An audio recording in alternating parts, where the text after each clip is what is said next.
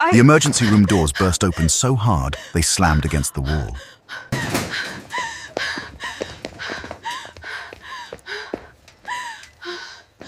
I need help.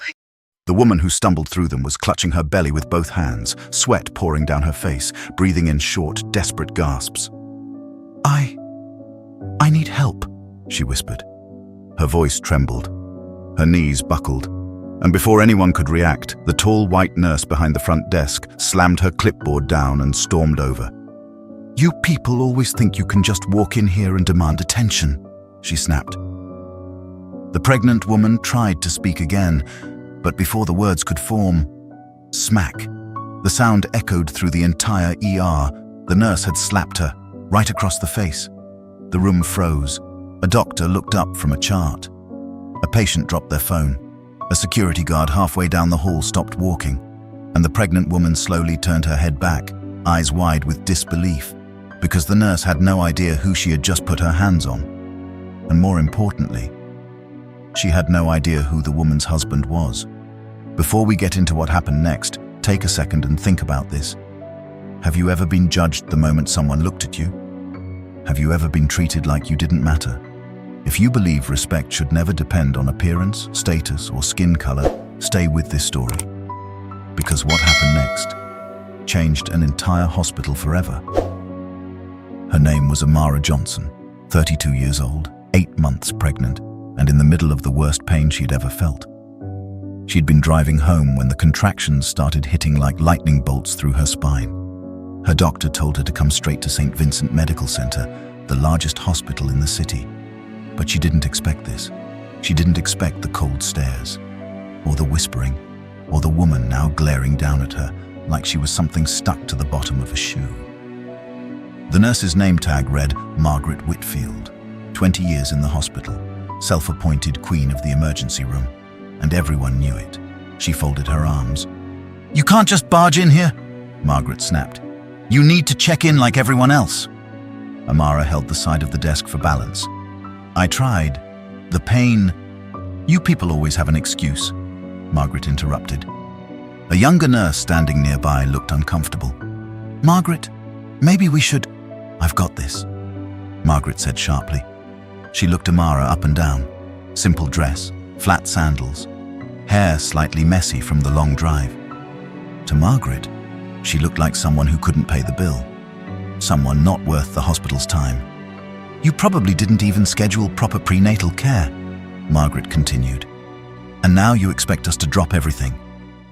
Another contraction hit. Amara cried out softly and bent forward.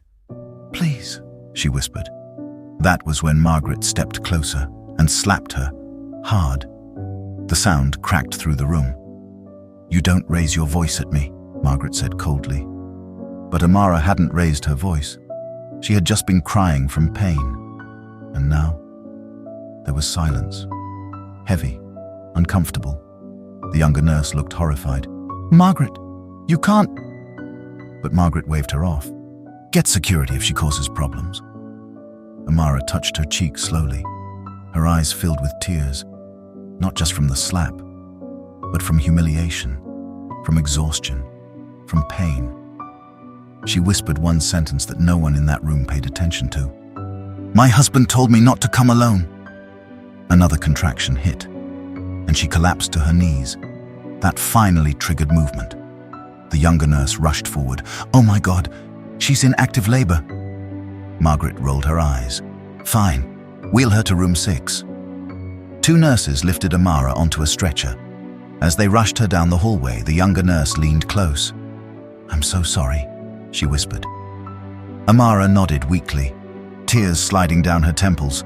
The ER doors burst open again, this time louder.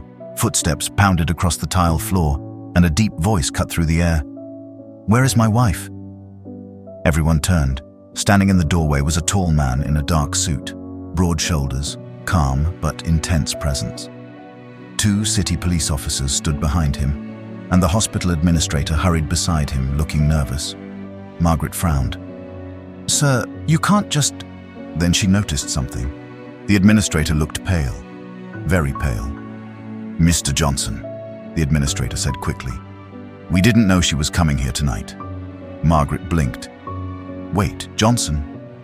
The man's eyes swept the room. "Where is my wife?" The security guard pointed toward the hallway. "Room 6. The man walked past Margaret without even looking at her.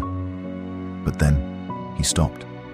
His gaze dropped to Amara's dropped purse on the floor, then to the faint red mark forming on her cheek as she was wheeled past the doorway. His jaw tightened.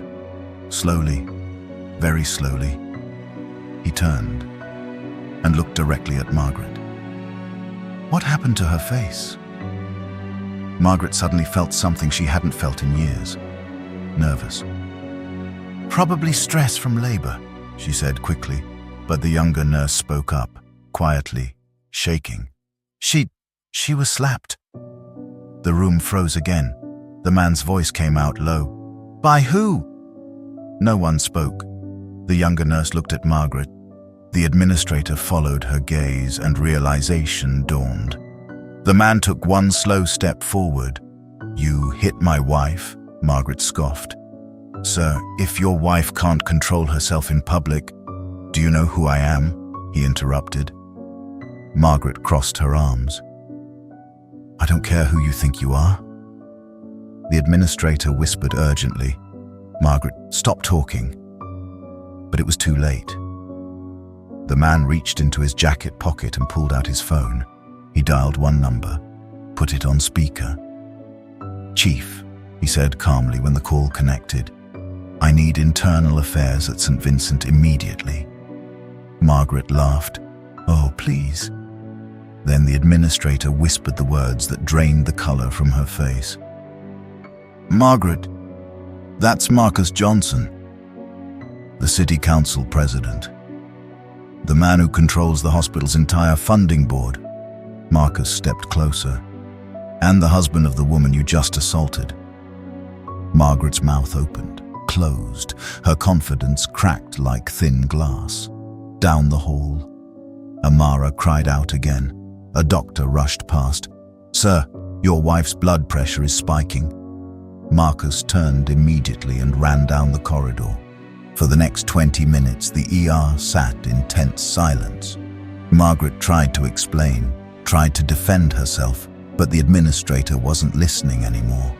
Police officers arrived, internal affairs arrived, hospital legal staff arrived. Word spread fast, very fast. Inside the delivery room, Amara gripped Marcus's hand. "You came," she whispered. "Always," he said softly. Tears slipped down her face. "I didn't want to cause trouble." "You didn't," Marcus replied. "They did." Minutes later, a baby's cry filled the room, strong, healthy, beautiful. Marcus kissed Amara's forehead. "You did amazing." Outside, Margaret sat alone in a chair. The administrator approached slowly. "You're suspended effective immediately." Her voice shook. "You can't do that." "Oh, we absolutely can. And after the security footage is reviewed," he added, "you'll likely never work in this city again." Margaret felt the ground drop beneath her. "But I've worked here 20 years. Then you should have known better." He walked away. An hour later, Marcus stepped out of the delivery room holding his newborn daughter. The younger nurse from earlier stood nearby. He approached her. "You spoke up," he said. She nodded nervously. "I couldn't stay quiet." Marcus smiled gently. "That matters." He looked down at his daughter. "Because this little girl deserves a world where people do the right thing, even when it's hard." The nurse's eyes filled with tears. Across the hallway, Margaret was escorted out. No badge, no job, no power, just consequences. Amara watched quietly from the doorway, holding her baby. Marcus stood beside her. "You okay?" he asked softly. She nodded. "I am now." She looked down at their daughter. "Maybe one day, people will stop assuming the worst about strangers." Marcus kissed her temple. "One day," he said, "but tonight, justice showed up. And if there's one thing this story reminds us, It's this: power isn't about titles or uniforms or who thinks they're in charge. Real power is treating people with dignity even when you think they have none to give you back. So remember this: the person you dismiss today might be the very person who holds the power to change your tomorrow. If this story moved you, share it with someone who believes respect should never depend on status. Because sometimes, the smallest act of cruelty can expose the biggest character flaw of all.